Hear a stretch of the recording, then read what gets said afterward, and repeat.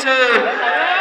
এজন্য স্পষ্ট পরিগাম দিতে চাই, আপনার অন্তর্বর্তীকালীন সরকারের যে সকল উপদেষ্টারা আছেন, আপনারা রাষ্ট্র পরিচালনা করবেন, উলামায়ে কেরামের দিক নির্দেশনা ছাড়া আপনারা রাষ্ট্র পরিচালনা করতে পারবেন না।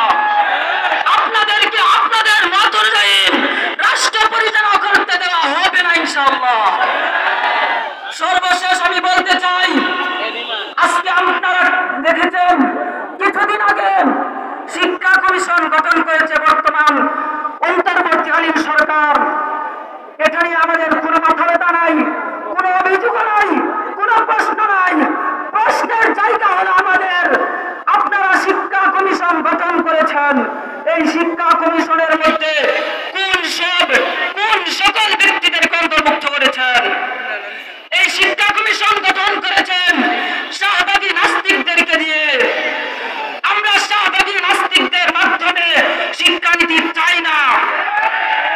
যে শিক্ষাকে খুনি হাসিনা আমলে ভূতের বাচ্চা জাফর ইকবাল এবং দীপুমণিরা যে শিক্ষাকে ধ্বংস করে দিয়ে গিয়েছেন, এটা থেকে আপনারা কি শিক্ষা নেন নাই?